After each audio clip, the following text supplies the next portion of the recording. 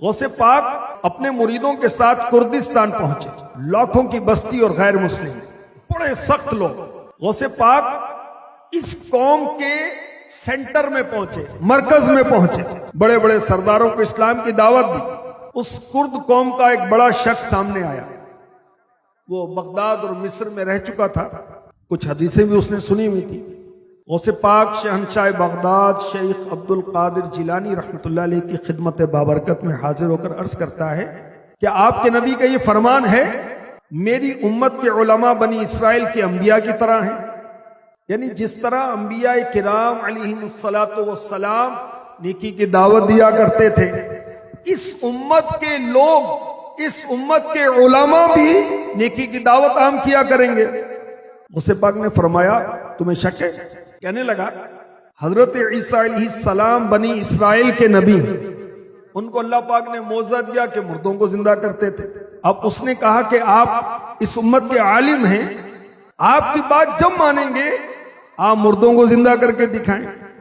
فرمایا اس میں تو کوئی مشکل نہیں ہے، کون سے مردے کو زندہ دیکھنا چاہتے ہو؟ کرد قوم کے سردار میرے غوث پاک کو قریبی قبرستان میں لے گئے، بہت پرانی قبر کی طرف اشارہ کیا، اس مردے کو زندہ دیکھنا چاہتے۔ آپ قبر کے پاس تشریف لائے، فرمایا قم باذن اللہ، اللہ کے حکم سے اٹھ۔ اتنا فرمانا تھا کہ قبر کھلی اور مردہ سر باہر نکال کر کھڑا ہو گیا۔ پہلے سلام عرض کیا غوث پاک کی بارگاہ میں، پھر عرض کیا کیا قیامت قائم ہو گئی؟ فرمایا نہیں، تو ان لوگوں کو بتا تو کس دور کا ہے؟ عرض کی میں حضرت دانیال علیہ السلام کے وقت کا ہوں، اللہ کے نبی دانیال علیہ السلام، اور انہی کے دین پر مجھے موت آئی۔ غوث پاک نے ارشاد فرمائے تم واپس قبر میں چلے جاؤ، قیامت تک تمہیں قبر میں رہنا ہے۔ کرد قوم کے سردار اپنی آنکھوں سے منظر دیکھ رہے تھے، باتیں سن رہے تھے۔ آپ کی یہ زندہ کرامت دیکھ کر تمام سردار اور ان کی قوم کلمہ پڑھ کر مسلمان ہو گئی۔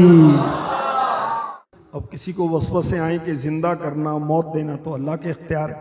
انسان مردے کیسے زندہ کر سکتا ہے؟ ایک بار مر گیا وہ دوبارہ زندہ کیسے ہو سکتا ہے؟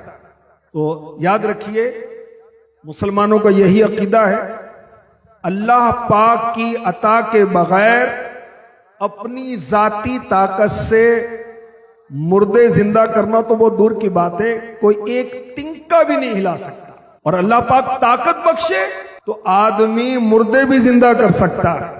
تو اللہ کی عطا سے، اللہ کے اذن سے، اللہ کی دی ہوئی قدرت سے میرے غوث پاک نے مردے کو زندہ کیا۔